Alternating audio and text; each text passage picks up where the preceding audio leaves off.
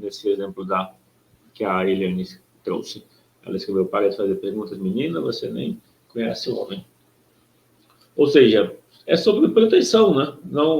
Não se expor. Pode ser que, ao ser extrovertido, essa questão da relação, ela é muito, muito fluida, muito fácil. Uma coisa importante é perceber, é muito mais fácil para alguém extrovertido trabalhar em atividades que envolvem pessoas, que envolvem comunicação, onde o resultado depende da comunicação. Fazer um trabalho mais, vamos dizer, de pensamento, de introspecção, pode ser um sofrimento, um desafio. Ou seja, uma das coisas, ao se perceber mais extrovertido, é você já saber que ir para atividades que vão te demandar as habilidades de comunicação é algo favorável. Ao mesmo tempo, é importante pensar no equilíbrio, porque uma pessoa extrovertida, ela pode esquecer dela mesma e focar nos outros.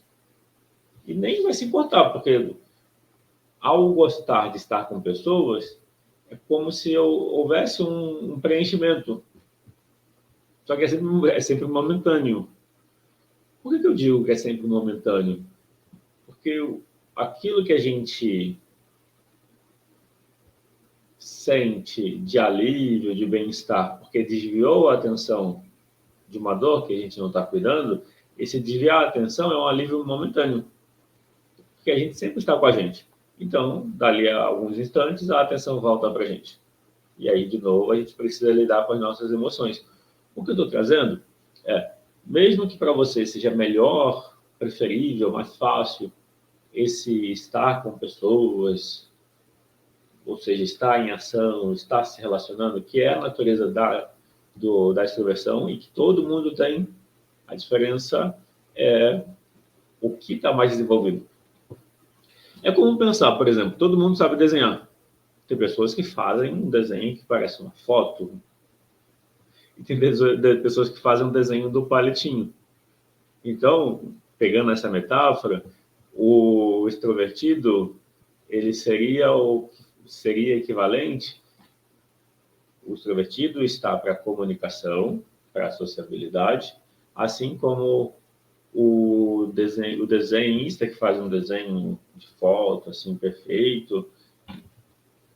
Eu estou comparando que a facilidade do desenhar, se a gente pegar o desenhar como extroversão, não estou dizendo que é a mesma coisa. Estou fazendo um parâmetro que todo mundo sabe desenhar. Todo mundo sabe desenhar. Tem gente que sabe desenhar bem e tem gente que sabe só fazer os riscos. Então, no que se refere à comunicação, o extrovertido é como se fosse o artista que faz um desenho que parece uma foto.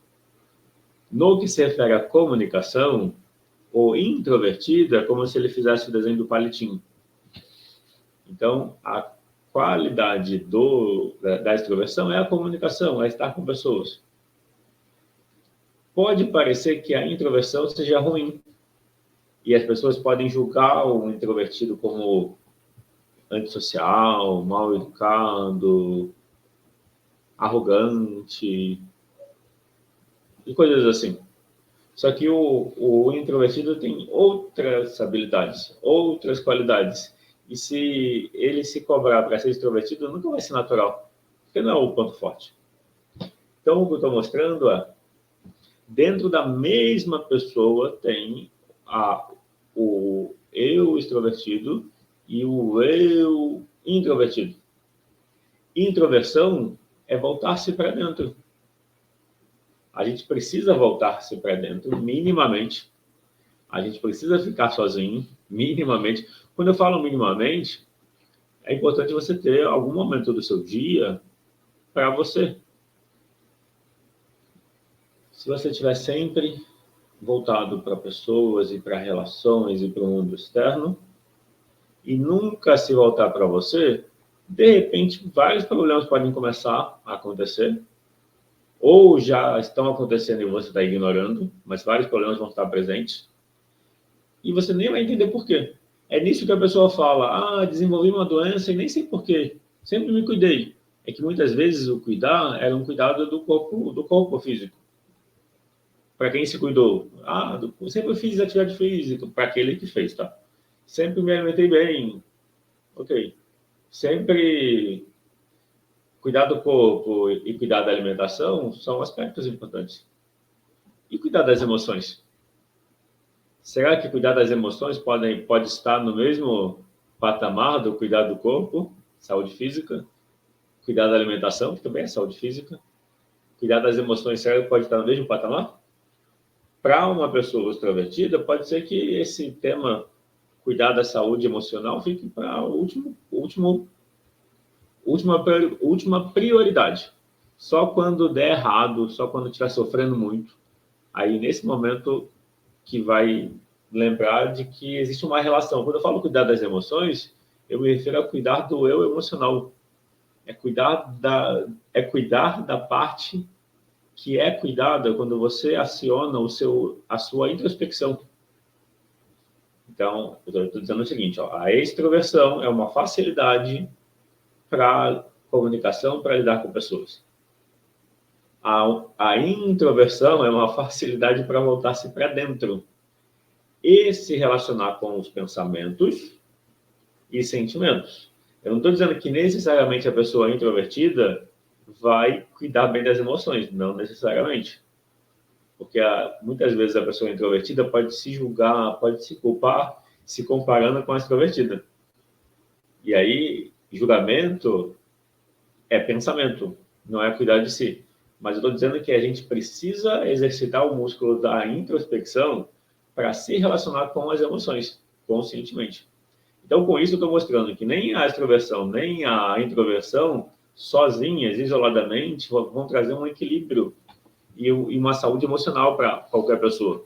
A gente precisa... Não é que a gente tem que ter um equilíbrio total, assim, equilíbrio estático entre extroversão e introversão. Não é um equilíbrio. Mas o que eu estou dizendo é, em alguma medida, eu preciso perceber qual que é o meu ponto forte, qual que é o meu ponto fraco. Se é difícil, por exemplo, para quem é extrovertido, quem se percebe extrovertido, o ponto fraco é a introspecção. Então, precisa encontrar alguma forma de se dar tempo. Se dar tempo para não fazer nada, para meditar, para pensar sobre a vida, para planejar, para orar, para usar recursos, ter rituais diários que vão conectar você com o mundo interno.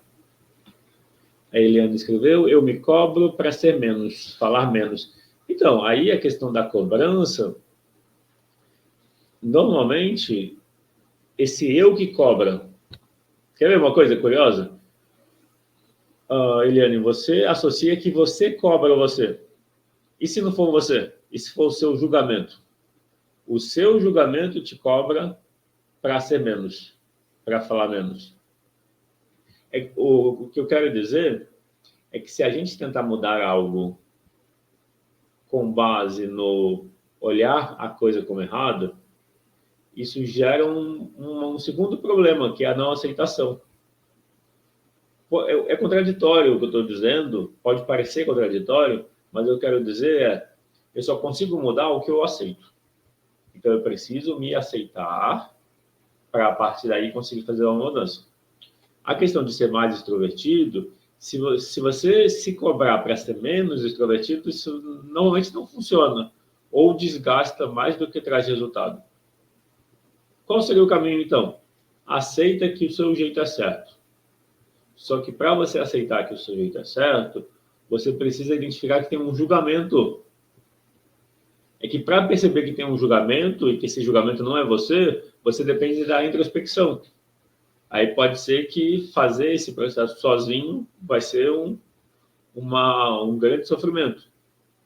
Mas eu estou dizendo que se cobrar para ser menos extrovertido é não se aceitar. É o julgamento que está ali atrapalhando. O caminho seria aceitar que o sujeito é certo e desenvolver a introspecção. Perceber o julgamento, perceber que por trás do julgamento tem medo, se relacionar com medo.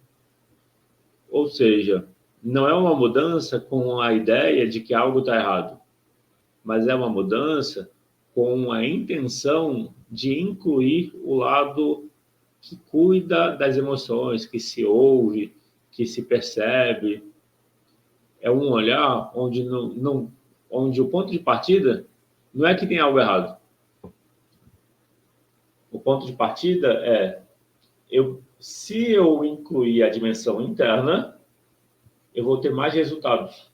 Então, não é sobre diminuir a externa. Eu me cobro para ser menos extrovertido, porque incomoda os outros, porque minha mãe me ensinou que é errado, ou etc. Significa eu estou querendo controlar. Aí o controlador é outro sabotador. Então, só nisso aí já apareceu o julgamento de que é errado ser como é, e o controlador querendo corrigir pelo controle. Tudo que a gente tenta corrigir pelo controle, eu sei que é uma generalização, mas muitas das coisas que a gente tenta corrigir pelo controle gera mais sofrimento, gera mais problema do que resolve. Porque o controlador é uma sabotagem. Daí eu estou dizendo que ao invés de querer controlar, julgando que é errado uma maneira de ser, o ideal, o melhor caminho seria: como que eu posso me aceitar como eu sou? Como eu posso olhar para a minha maneira de ser como certo? Se eu sou mais extrovertido, como eu posso olhar para isso como certo? Ah, mas eu acho que me incomodo. Eu acho que me incomoda um julgamento. Deixa eu conversar com esse lado, eu acho que incomoda. Como que eu me relaciono com esse lado? Ele está me trazendo algo de bom? Como que eu posso incluir esse algo de bom que o meu lado, que o julgamento está trazendo? Como que eu posso perceber as partes que falam através de mim? Qual é o espaço que eu estou dando para o meu eu introvertido? Estou trazendo que o eu introvertido, ele balanceia com o eu extrovertido. Eu preciso ter uma relação entre os dois lados. E não é diminuir um. Não é isso. Não é diminuir a extroversão julgando que ela é errada. É perceber que ela é certa como ela é, mas que tem julgamentos. Então, eu preciso cuidar dos julgamentos. Não é inibir uma natureza, um traço natural. Porque isso é o controle. Vai gerar uma pressão, um sofrimento e não vai funcionar. Então, ao invés de eu querer inibir o que funciona bem, para ficar ajustado ao que os outros acham que é o certo, ao invés de fazer isso, é melhor perceber o julgamento de que esse lado é errado. E focar em se relacionar com esse julgamento. Como que eu estou me relacionando? Qual é o poder que eu dou para ele? É normal que o julgamento venha como um aprendizado, como um condicionamento que vem da relação com os pais.